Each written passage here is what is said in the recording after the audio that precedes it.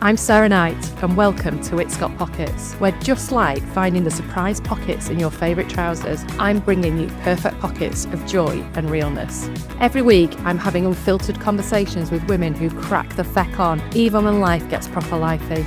Women with experience, expertise and wisdom. Because sometimes the best stories start in the middle. Women who've been there, done that, and they're still figuring it out. Join me for real talk, useful tactics, and all the swears in between that make your life and business feel that bit more manageable. Well, hello. Welcome to It's Got Pockets. I say this every time, but I've got an extra special guest this week because she is, well, I'm going to say a very old friend, but it doesn't mean to say that we're old, but we've known each other a bloody long time. And I've been dying to bring the fabulous Nicky Wake on to my podcast to tell a story because I'm sure it'll resonate with people and actually might cause a few of those old tears as well. But let me tell you about Nicky before I bring her on. I mean, me and Nicky have no filters when we talk, so this is going to be a very unfiltered chat on It's Got Pockets. She started her career as a podium dancer in the Hacienda, so obviously we're going to unpick that. But more importantly, she's a serial entrepreneur, an absolutely fabulous woman who has smashed through those glass ceilings that we talk about. She has seen the doors close and she's gone, fuck that shit. I am going through those doors and no one is going to stop me. She's the founder of a global events company called Don't Panic that handles, I think she said 22 gazillion awards across the globe or something. The founder of Chapter 2 Limited, which has been Nicky's passion for the past few years, and we'll unpick a little bit why that's come into play. And it's a niche dating app company based on Nicky's life experiences and what Nicky's been through in the past 5 years, 6 years. There's Chapter 2, which is for widows and widowers, looking at how they can find time again with other humans, with other partners, find the partnerships that they want to find that means something to them, how they move forward, how they move forward with what's been going on and what's next for them. There's Widow's Fire, which is the cheeky little sister to Chapters 2. And then most recently, Nicky has launched Sober Love, which is all about how we find love and dating when you're sober. Nicky, welcome to It's Got Pockets. Thank you for having me. My pleasure. So I know your story, but my lovely listeners do not know your story. So, let's start at the beginning. You started your career as a podium dancer in the Hacienda. Now, what I find quite bizarre about this is obviously we didn't know each other back then, but I must have been there whilst you were podium dancing and I was raving on. Indeed. I think anyone over 35 in Manchester has probably seen my breasts, to be honest, at some point. I discovered on my very first night out in Manchester, the Hacienda, and bumped into a very old and dear friend of mine who was a brand new friend and I didn't know at the time. And I partied with him that night. And without going into too much detail, one or two things were imbibed and I had the best night of my life. And so I started clubbing regularly, but each time with less and less clothing on, mainly because I couldn't afford a wardrobe at that point. But eventually I got asked, would I like to naked podium dance, to which obviously the answer was yes. And so I had 3 fabulous years working in the world of club promotion and dancing on bars and managing doors. So I was very often the bitch on the door that would be going, not tonight, darling. You're not. Maybe you were the person that said that to me when I was age 16 and a half trying to get in. Possibly. I used to take great joy in making, because I ran quite a few gay nights, I used to take great joy in making straight girls kiss before they went into the club. So yeah, joy to be had where it was. And then eventually I thought I really must grow up and get a proper job. And so I segued from that into event management, which seemed like a natural fall. I spent 3 years as the head of events at Trafford Centre, so dealing with bridal shows and Father Christmas's arrivals and various things before becoming a minority shareholder in an events company, which I was with for a couple of years until I sold my shares in that company to set up my first baby, which was Don't Panic Events. And how long ago was that? So Don't Panic is 20 years old this year. I know I don't look old enough, and I must have started when I was 14. But Absolutely. yeah. But yeah, 20 years old this year, which feels like a real milestone. So yeah, in August we will be celebrating 20 years of events, but we don't operate like a normal events agency. So you know the agency world a bit. You know, you pitch for a piece of work and you win that contract and you deliver that project, be it a PR campaign or an event, or whereas I don't like clients.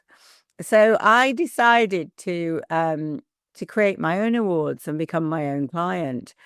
So I developed, I'm very good at sniffing opportunity, and I saw an opportunity in the search industry, so SEO and PPC marketing. They didn't have an awards. So I launched the UK Search Awards 14 years ago. And then we basically replicated the success of that. We ran the UK Social Media Awards. We now do the US Search Awards, the Global Search Awards, the MENA Search Awards in Dubai, and the APAC Search Awards in Melbourne. So we now have 22 awards covering almost all aspects of digital marketing and creative. Now you say this as if it's like, oh, well, we just did this and we just did that. And how do you manage that? Because so many women, amazing entrepreneurs, talk about it as if it was easy. Has it always been easy? No, God, I mean, there's been a lot of blood, sweat, and tears along the way. A few more tears than I'd like, probably. And, you know, there was, in the early days, me jumping on a train with 4 roller banners and a box full of name badges, and, you know, putting 700 table cards out myself. And no, I mean, you know, it's been hard work, but I've always been hugely driven. And I'm a complete workaholic. I don't know anyone else who works like I do. I work 24/7. And across all my businesses, I work across 5 time zones. So I'm always on. You know, I spend my life checking dashboards, seeing where we are on entries, ticket sales, registration numbers on the dating apps and everything. And that's where I get I've got a very addictive personality. I'm sure we'll talk about that later. But that's where I get my drive. And I think my success from is, you know, nothing comes easy. You do have to go beyond the 9 to 5 when you're an entrepreneur and you want to make things happen. And I kind of feel compelled to create things. I drive myself insane with new business ideas. My poor non-exec, Richard Gregory, has to spend his life going, can we just think about today's idea today before we look at the next 2 weeks? And there's an ongoing joke in our meetings. He puts AOB, there aren't any because we haven't got time for any. So yeah, no, I think it's there's some inbuilt passion in me to keep creating things. And that's an interesting concept from a point of view of the fact that in this world today, we're often taught or told to stop doing more, to do less. And, you know, and you're talking about this drive and this ambition. Is it fair to say it's ambition, or is drive different to ambition? No, I would say the two are intrinsically linked for me. I mean, I'm 54 as of last week, and a lot of my friends are talking about retirement, and that idea horrifies me. Absolutely horrifies me. What on earth would I do with myself? You know, if anything, I'm the busiest I've ever been, and I'm loving life more than ever because I personally get such satisfaction and pride out of creating something new and exciting. And that's about knowing what your passion is, isn't it? Because your passion is creating new and something exciting and building and driving that. And that's what I love about, you know, being in your 50s, is that equally, you know, that thought of retirement for me, I'm thinking, fucking hell, I'm just getting started. This is this is and I think as a 50-something woman, I've hit my groove.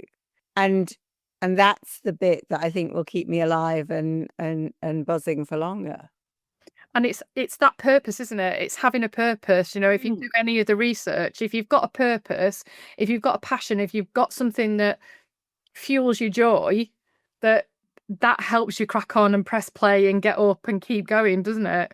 Absolutely, yeah. And I need that reason. I mean, the whole reason I started chapter 2, which I'm sure we'll come on to, was to give me a sense of purpose again.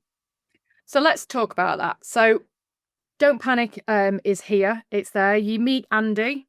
Yes, so Andy Wake was the love of my life. The John to my Yoko, the yin to my yang. He was my I'm crazy off the scale extrovert. You know, when you do those Myers-Briggs things, you know, he was very much capital I to start with, and I am off the Richter scale E. And nothing about that relationship should have worked. But it really did, because I needed him, and he was my anchor, my safe space, my, go-to. I mean, he actually joined Don't Panic after 3 years of dating, and then I had to sack him because he was useless. But he was, he became the perfect stay-at-home dad. We had a little boy, Finn, and it was an idyllic relationship. And I think he's possibly the only man who's ever been able to handle me. Unfortunately, life was pretty perfect so we got married in 2004. We had Finn in 2007. We had 10 wonderful years together. And then in July 2017, Andy started complaining about chest pains, and I frog marched him to the doctors 4 times, and they kept sort of prescribing that he had stress. Now, Andy was the most laid back man in the world. He was stoned most of the time, I think. So it was like, there's no way that can be stress. And I insisted they did an ECG, and it transpired that he was having a heart attack there and then in the doctor's surgery. He was rushed into hospital and had 3 stents fitted. I brought him home that night. He went to bed. I woke up to the most terrible sound, and he was having another heart attack, much, much worse than the one before. I did CPR for 40 minutes, and I did save his life. But in the 40 minutes of CPR, he didn't get enough oxygen to his brain, and it caused a catastrophic brain injury, leaving him so profoundly disabled that he needed 24/7 specialist care. And there was absolutely no prognosis of any recovery or any cure. And his consultant said to me, "Mrs. Wake, I'm really sorry, but your story doesn't have a happy ending." And I entered 3 years of anticipatory grief. So knowing I was going to lose the love of my life, but not knowing when. And the Andy that I was visiting was not the man I married. He was angry, he was violent, he was confused, he was aggressive. It was utterly heartbreaking. And I remember I used to drive around listening to Adele on repeat, which probably wasn't the most appropriate soundtrack on reflection. And I'm just incredulous that this is what had happened to me. This was not part of the plan. I was going to build Don't Panic. I was going to sell it. Life was going to be perfect. We were going to retire on round the world cruises, and all of that future and all of that hope was snatched away from me. This went on for 3 years, and then COVID hit the headlines. And I just knew COVID was the beginning of our end, because I knew that he wouldn't survive COVID. And sure enough, lockdown started, the nursing homes closed. And then I got the phone call to say that he died on the 17th of April, 2020. And my world fell apart for a second time. And I had to navigate. So I was solo parenting a grieving child, having to navigate my way through widowhood and trying to lead a business of 20 people through COVID, when it was an events business, and that relied on face-to-face interaction and events. So that was a particularly dark and challenging time.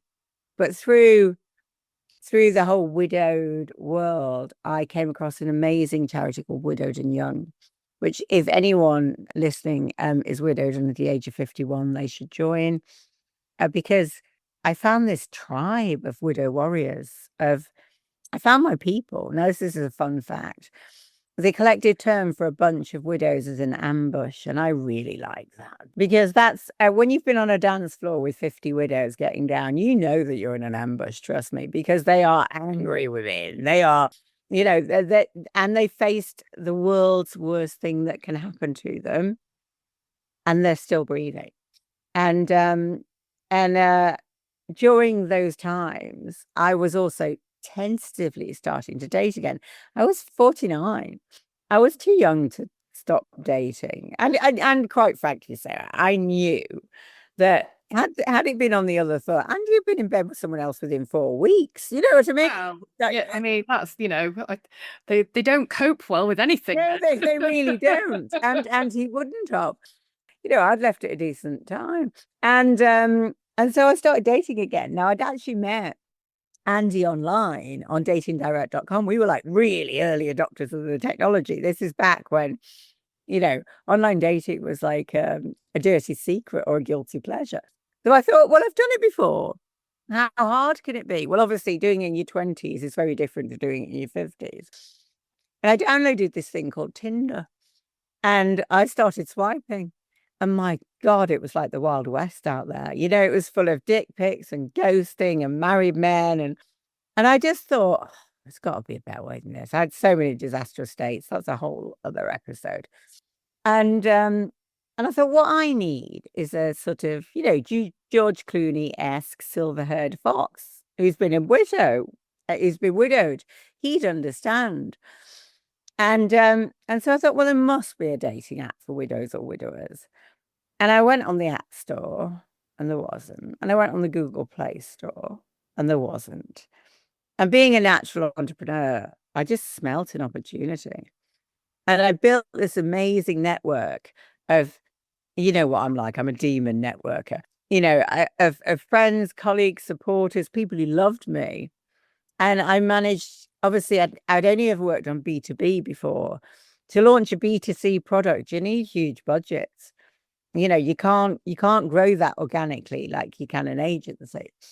And so I did my first investment raise of 60K. We've since done 3 other raises. I'm my 4th at the moment. If anyone is a high net worth individual and wants to invest, hook me up. And we launched Chapter 2 Dating. So that's a dating app for widows and widowers who are looking for the next chapter, quite literally. Chapter 2 is a phrase really widely used in the widow circle. So it's like emotional shorthand. And we launched in November 2022. And we now have nearly 20,000 members. And we're live in the UK, US, Australia, and Canada. Wow. And I know your journey, and I know, how fucking tough it's been for you as you've gone through. So what's been... And I'm not going down the route that we're going to talk about shortly. Yeah. But when you've been going through that, has things like Chapter 2 been your coping mechanism? Oh, completely. And then you talk about the importance of finding your tribe. Is that what's got you through? Yeah, definitely. What I'm very good at, and I do this in all my businesses, is building communities. And the power of the community for me has been my savior. It gave me a reason to get out of bed in the morning. It's given me a sense of purpose. And I always say, if I can, what a wonderful privileged job to have, to be finding 2 broken people and putting them together, and then them finding some joy and hope again. I mean, it makes me, my spine tingle just thinking about it. If I can help other people find joy, that helps me make sense of my loss. I genuinely feel this was part of the bigger plan. This is what I was put on the earth to do, not run an events company. I run a very good events company, but this gives me hope and meaning. There's nothing makes me happier than on a Monday morning, and it's always a Monday. You get an email going, we got engaged. Wow. And we would never have met if it wasn't for Chapter 2. And that I'm still waiting for the invite to the weddings. I have a peach dress on standby. I was going to say I look great in peach, and nobody looks good in peach, do they? But I'm thinking you're thinking you're going to be a bridesmaid if you're wearing peach. Well, yeah, I mean, I'm available. I think possibly the chief bridesmaid rather than some sort of cute flower girl. I'm past that sell by date, I think. When you meet the widows and the widowers and they're talking about it, one of the things that I know from talking to a couple of my friends who have lost their partners, it's not something, and I was hesitant when I used the word is, how you move forward, because you don't move forward, do you? You move through, Yeah. it sits Well, we always say, beside 'cause you, doesn't it? widows and widowers are always asked, have you moved on? And we don't move on, we move forward. And that's the language and terminology that we always use. I will never, ever stop loving Andy. Yeah. And But a little like when you have a second child, you don't love the first one less. I mean, I wouldn't know. I've only got Finn, so I've not risked that particular dilemma. But I hear from, parents of more than one like yourself that, you love them in different ways, don't you? yeah, absolutely. Gosh, yeah, and there's such different characters as well, that it allows you to see there's different ways of, your heart just grows, doesn't it? It doesn't stop. It grows, and that must be quite hard when you're trying to find, joy, love, companionship, with somebody else, when you're going into those conversations as a widow or as a widower, because that person's never gonna, well, potentially feel that they're not gonna be able to live up to what's happened.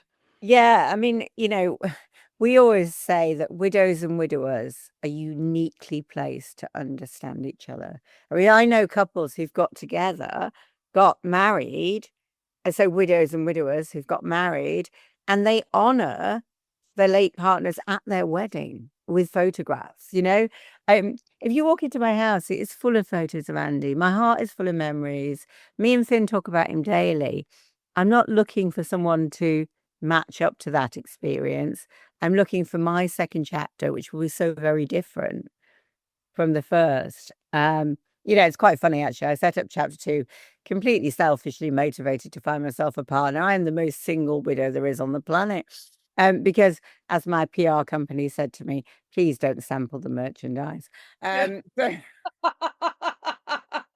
Yeah, you can't steal from your own orchard. yeah, really can't. I don't. Yeah, I want. I've got a photo shoot with the Daily Mail later this week, but I want to be in that for the right reasons, not the wrong ones. Well, there's always the opportunity, isn't there? So chapter 2, came out of a fucking hideous situation, Yeah, and it like you were talking about, you were living with grief, and what grief might feel like, which is, really different to actually the when grief hits you as well. So you had this hideous period of waiting for something that you didn't even know when it was or what was going to happen, and whilst still running a business, whilst looking after the beautiful Finn, and trying to hold the sky up for everybody as well as yourself. And then you launched your cheeky little sister to chapter 2. So I what did. happened with that?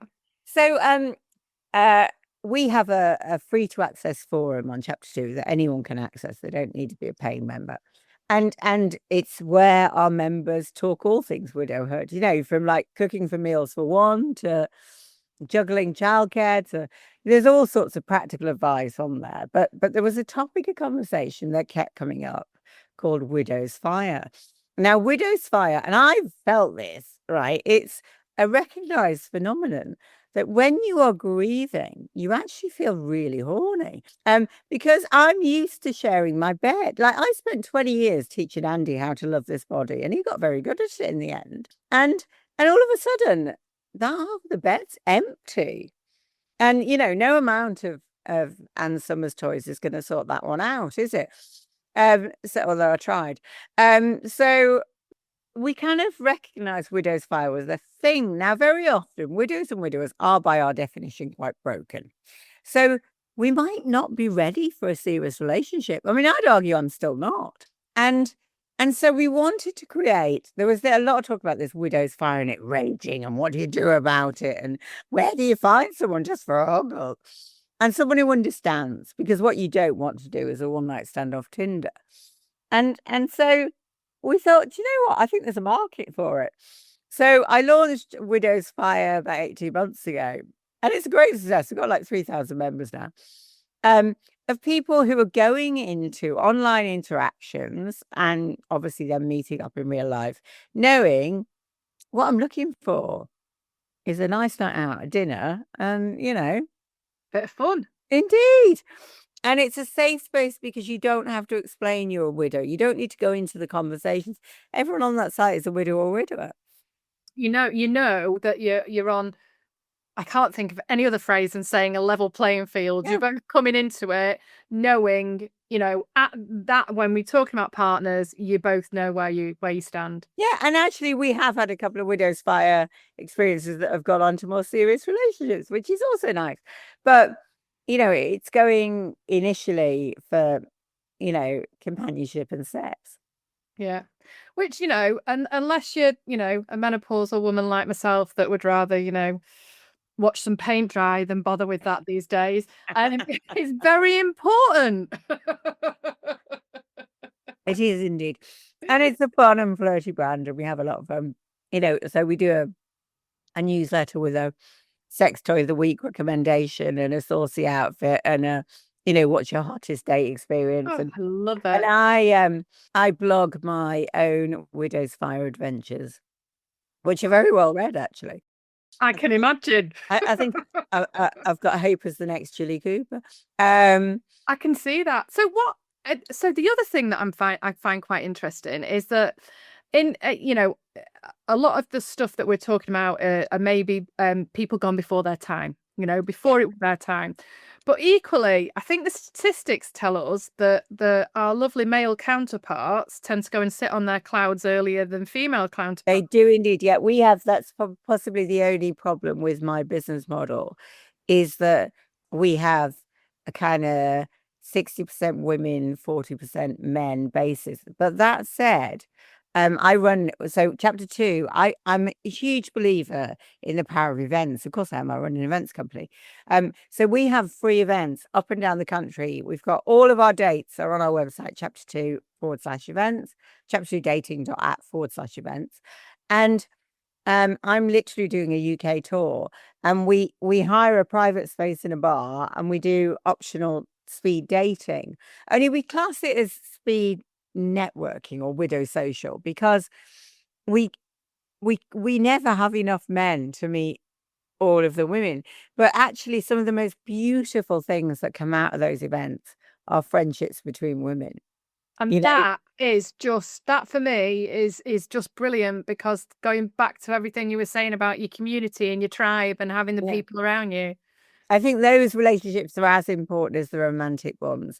And widow dating is hysterical. I mean, if you can imagine, the majority of my audience are over 50. So trying to get 100 over 50s onto a Wi-Fi network to download a specific piece of app, it is like herding horny elder cats sometimes. And very, very funny. But all good fun. And we even buy them 2 free drinks to for a bit of Dutch courage. Well, let's talk about Dutch courage, because we can't do this podcast without talking about it. And we know each other very well, and I know that your crutch for a lot of years was drink. When we used to go out, we used to, we'd have a bottle of wine, and then we'd have another bottle of wine, and then you might have another couple of bottles of wine. And one of your coping mechanisms, we've talked about your drive, we've talked about your ambition, we've talked about that side of things. But when the shit hit the fan, running alongside that was also alcohol, wasn't it? Very, very much so. I mean, I've always liked to drink. Don't get me wrong. I grew up on a podium in the Hacienda, and I didn't pay for drinks. I've always liked to drink. And me and Andy used to like a drink. On a Sunday, the wine would be open at midday. He'd cook an amazing roast. It was always intrinsically linked through my life. Holidays were always all inclusive, etc. But I think, looking back, it was unhealthy levels of drinking and certainly above the daily recommended doses, but not problematic. When Andy had his heart attack and I did CPR, as soon as the ambulance crew arrived, I went straight to the wine rack and downed a bottle of wine in 3 minutes. Wow. And then I took a bottle of vodka and a bottle of Diet Coke into ICU with me because I knew I couldn't get through that day. And I think from that moment, my trauma was intrinsically linked with alcohol. And through that horrid period of anticipatory grief, the only thing that got me through was drink. But then COVID happened. Then I lost him. And I mean, gosh, everybody was day drinking in COVID. When I say everyone, I genuinely think that was the case. It wasn't just me. You know, there was all those memes, wasn't there? Of Yeah. How did you make banana bread without a glass of well, wine? exactly, and you know, people drinking what looked like herbal tea was actually just, you know, like a bottle of red. So that period was a kind of catalyst for my alcoholism starting, and everybody else went back out of lockdown and went back to work and stopped day drinking, and I didn't. And so I was drinking from 2020. You know, if I'm brutally honest, three, maybe more bottles of wine a day with the odd vodka chaser. You know, I'd get Finn off to school. I mean, I was a really highly functioning alcoholic. So I never missed a day's work. Finn never missed a day's school. I had a lot of close friends and family very worried about me. And people tried to talk to me about it, but I was in utter denial. Yeah. I thought I deserved to drink like that because of the tragedy that was my life. But what I tried to do was channel my grief into my new businesses. But no amount of business success solves the broken pieces in your heart. And just the sheer shock and horror of what had happened to me. This was not part of my plan. You know, I genuinely thought I was going to grow old disgracefully with Andy. And when that's ripped from you as a widow, everything changes. And alcohol was my medication. It was my way of getting through. And I'd started to make myself by mid last year, 2024, I was very ill. Like I was being ill every day, sick every day. I couldn't walk the length of Deansgate in Manchester. You know, I'd managed to damage through the amount I was drinking my brain cells controlling my muscles, and I struggled to walk any distance. I remember being in New York with Finn and looking at the subway stairs and just thinking, I can't do this. Yeah. I remember seeing you for lunch and being really worried about you because the Yeah, conversation was just, well, it was bizarre. And I could see that it taken a different accent, you know. yes, Yeah. no, it definitely had. And I had two hospital admissions, one of which was a fall in Tesco car park the morning after a very heavy day the night before. And then the other, I decided I'd try and stop drinking on my own, which is something you should never do. And I had a seizure, and so was admitted into hospital for that. And yet still I was in denial. I remember coming out of hospital and stopping at Londis on the way home for a bottle of wine. And then by November 2024, I was supposed to go into New York on business in 23. And I got to the airport and I just thought, I cannot get on that plane. I might not get off alive. And I turned round and came home and went back to bed for 2 days with wine. And then I just thought, what the fuck are you doing? And I knew I needed help, and I knew that I couldn't do it on my own. I was blessed to have Bupa medical insurance. And so I phoned Bupa, who signposted me to the Priory. Within 2 days, I was checking into the Priory. Now, this was the 6th of November, which is the day before Finn's 17th birthday. So I was going to miss Finn's 17th birthday. But there's never a good time to go into rehab, is there? And Finn said to me, his parting words were, "This is the best birthday present you can give me." And I mean, that's just, anyway, I'm trying to get my words out now. And for Finn, you know, losing his dad and watching his mum, because, you know, kids aren't stupid, and as much as He I knew. think from kids, he knew what was going on. He knew exactly what was going on. I mean, I thought I was hiding things really well, but there was alcohol stashed all over the house in the laundry basket. I mean, that's the only time I would go in the laundry basket, to be honest. You know, it was, yeah, I thought I was hiding things well. I really wasn't. And my very closest friends and family were very, very worried. I remember Richard, my non-exec director, when I phoned him on the 6th to say I'm going into rehab, he said, "I can't tell you how relieved I am." Yeah. And, you know, because I had not only a 17-year-old son relying on me, but to a certain extent, my dad, 20 people, and it was possibly the most terrifying thing I've done. And I've done lots of terrifying things. I stood and did a TEDx talk on stage, in front of 3,000 people. I've done loads of TV and radio, but that step was massive. And actually, the first thing you can do is admit you need help. And the priori saved my life. And on that, though, we've just talked about how important your community is, how important it is, the people around you, but actually no one can help you. And that feels like that's a really fucking lonely journey and a really lonely space. Like, and it's with alcoholism in particular, the guilt and the shame is, I was literally planning my next drink from the time I put one down. How could I go?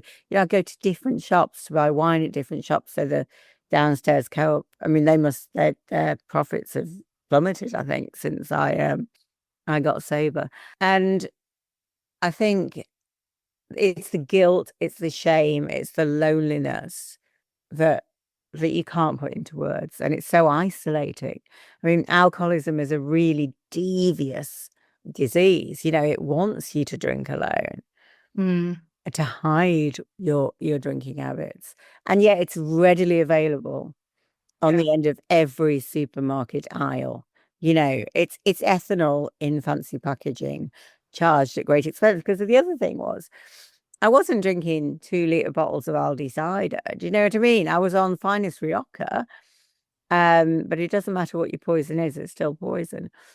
And 28 days in rehab, well, I ended up staying 31 because I had a hospital admission halfway through rehab where my magnesium levels have plummeted into the ground, which can be incredibly dangerous.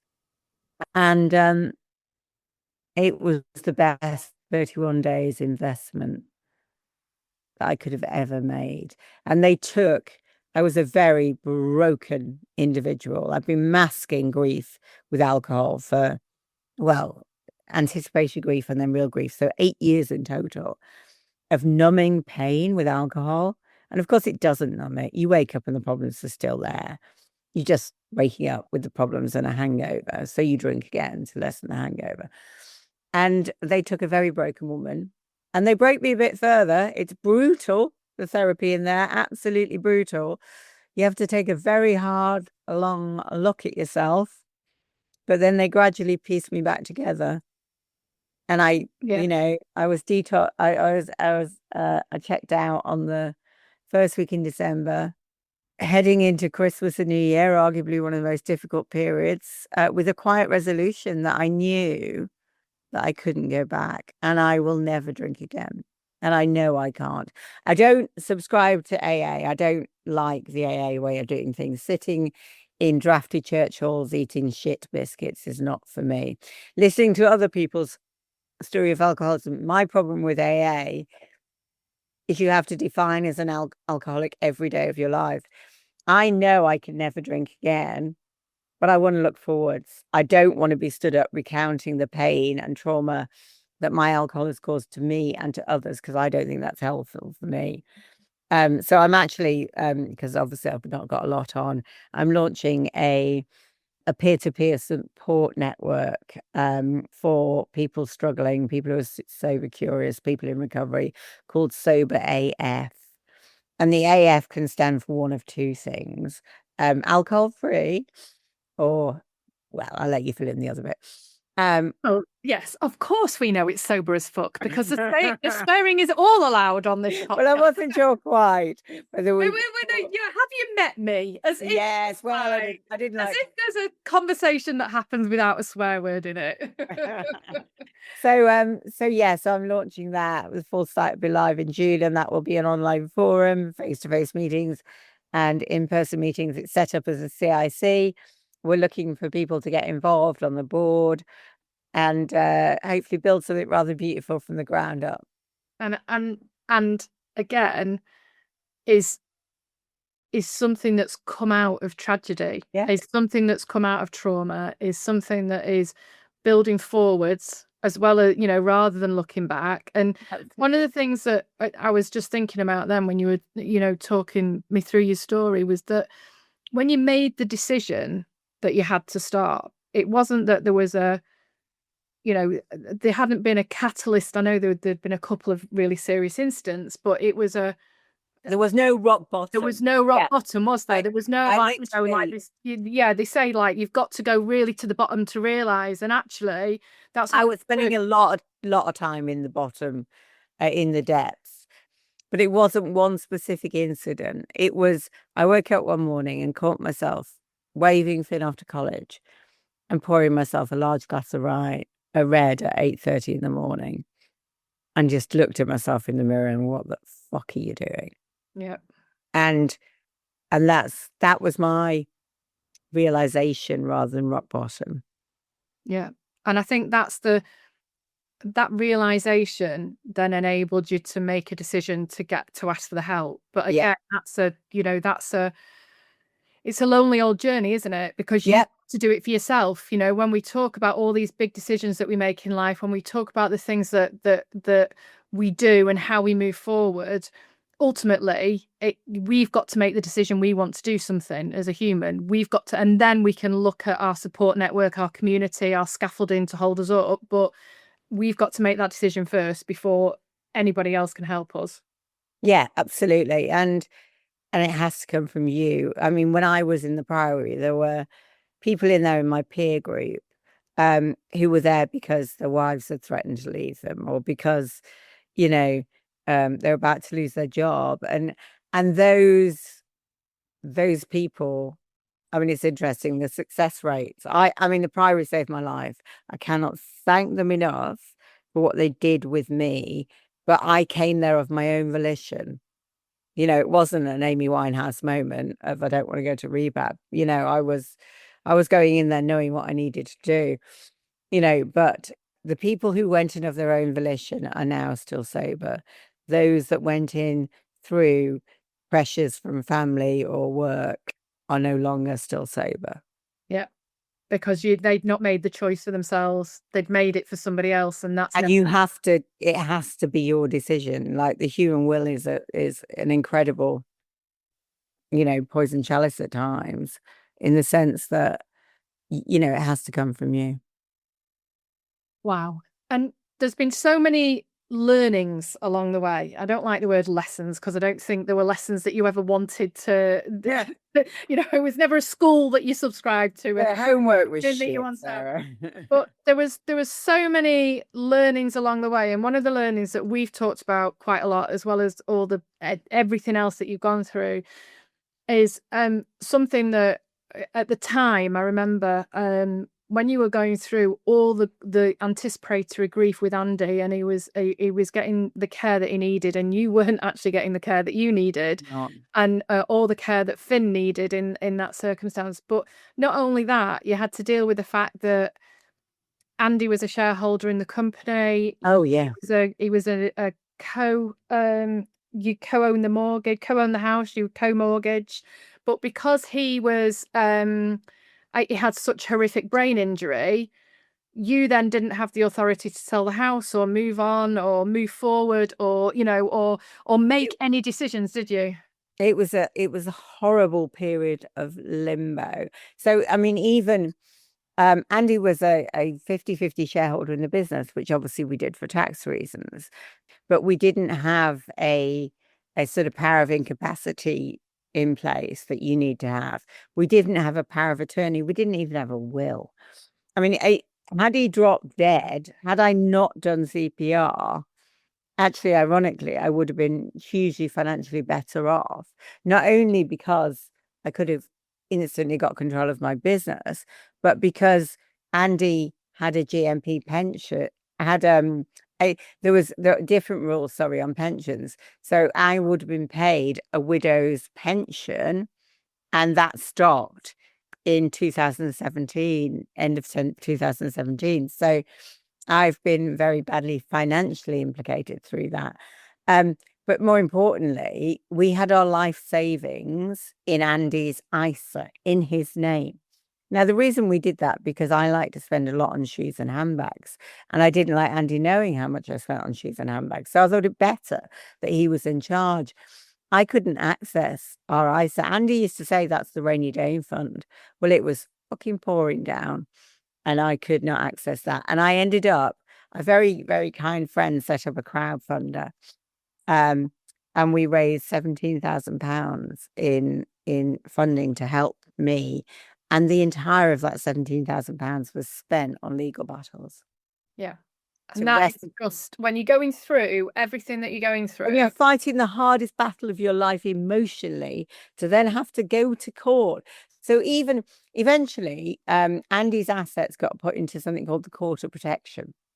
And if I wanted to buy Finn a pair of school shoes, I had to ask permission and send a receipt.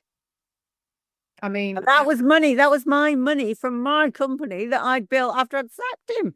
It's just my one soapbox moment is, if you haven't already, you need your power of attorneys in place. You need a will in place. And you need to have had the difficult conversations about what music you want played at your funeral. What happens with the kids if you both die? They're horrible conversations to have, but the one inevitability in life is death. Yeah. So stop. We don't talk about it. We don't, and we have enough. Yeah. And also, and then you've got added, with me and the husband James, who I've now been banned from calling the second husband. Apparently I've just got to call him the husband. There will be no third husband though, because I'm not going through that training program again. But equally, from that point of view, we've had to have those difficult conversations, because I'm aware of death, very aware. Obviously, yes, with your story and my fabulous friend Fiona that went to sit on a cloud, and my other friend Ange, I became the jinx of all friendships, and we've had to have the conversation of what happens, because I've got 2 kids that I've brought up, and as single parent, and if anything happened to me, what happens to the kids? And they're not kids anymore, they're 19 and 23, but equally, as we've already said about men, he might go on and meet bloody the wicked stepmother, who then would go, well, do you know what? That house, it's not yours. And so we have to have those discussions. We have to have those conversations that go, right, what happens if? Because that's not about you not loving someone. It's just about you knowing that your situation doesn't happen because you had so much going on. And again, it's another of those things that no one could help you with. No one could actually go and buy those school shoes and then go and ask permission for you. That was on you. Yeah, no, it was. And it made an incredibly painful period so much more painful. Yeah.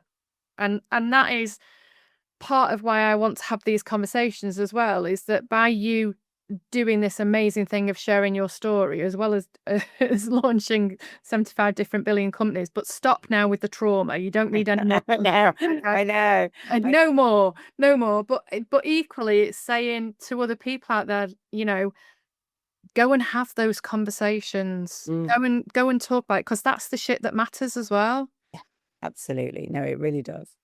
So all these companies, you've got amazing plans. We know what drives you. Okay, what's next?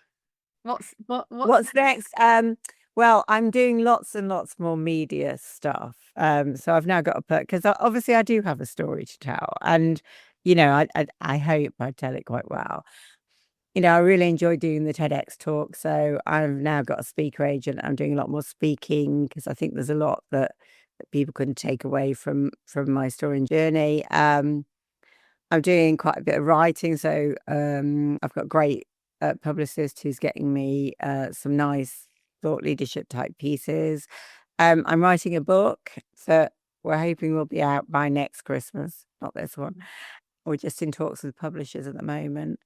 And then to continue to grow, chapter 2, Widow's Fire and Sober Love. We're going to launch Sober Fun, which will be a casual hookup site for sober people, because as I know, you need to get your dopamine hits where you can when you're And alcohol is so intrinsically linked with that, isn't it? Because, one of the things It is. you've talked about, my daughter's sober, and, dating's really hard because the one of the things that you link with going out on a date is having a glass of wine. We call Of it course. courage. So, and what's lovely is there's increasingly conversations about being sober and, being around Izzy's friends and, they're all making choices now not to drink as much. I think there's a very different generation coming through. Oh, there is. I mean, Finn will never drink, but I think that's because my alcohol aversion therapy course worked quite well on him, to be honest. He took one look at his mum and thought, I don't want to be like that. So yeah, no, it's a growing movement, and we're seeing that in the demographics of people who are signing up. But yeah, dating sober is scary. But the one thing I would say, is your sex life sober can be incredible because it's honest and it's open, and you feel all the feels and you remember them the next day, and I'm not sure I want to remember some of mine the next day. You make better choices. As a sober person, you make better choices. I have not woken up with anyone with regret since I got sober. So yeah, I think it's the first time you have sober sex is a strange experience, but I'm getting better at it. And we all make better choices, don't we? Yes. And, you look fucking amazing. Thank you. Yeah, no, well, one of the many benefits of dropping drinking is I've dropped 2 stone, and I swim 30 lengths a day. I'm blessed to have a swimming pool in my apartment block, so I swim 30 lengths every day. I start the morning in the pool at 6 a.m. and then a steam and a cold shower, and then that sets me up for the day. So yeah, I'm feeling, the best mentally and physically I've felt probably in 35 years. I love it. I love it. Now, Nicky, there's always one question I ask all my guests, and yours is, even more important, I think, from a point of view of what you're doing. And so the 6-word memoir comes from Ernest Hemingway's shortest story ever told, which is For Sale, Baby Shoes Never Worn. And it evokes the emotion and all of the story. And we there's lots of different potential endings for that as well. So, and then it was developed into, could be a mantra, it could be an affirmation, it could be the rules and guiding principles with which you live your life by. What's your 6-word memoir, Nicky? So mine is embracing a chapter 2, turning pain into purpose. Okay, I'm really trying not to get all emotional now. Oh, Nicky, I bloody love you. Thank you. Love you too. Thank you so much for being on It's Got Pockets and sharing your story. I really appreciate it. And I will see you very soon. You will. As we button up another episode of It's Got Pockets, remember that just like that perfect dress with hidden storage, you've got pockets of potential. You can be exactly who you are meant to be with no one getting in your way, not even yourself. Just remember, you're not done yet. That plan B or plan C might be waiting for you. If you've enjoyed this episode and would like to work with me, or simply want to connect, come and find me at sarahknightconsultancy.co.uk, or on LinkedIn, you'll find me as Nighty S. See you next time.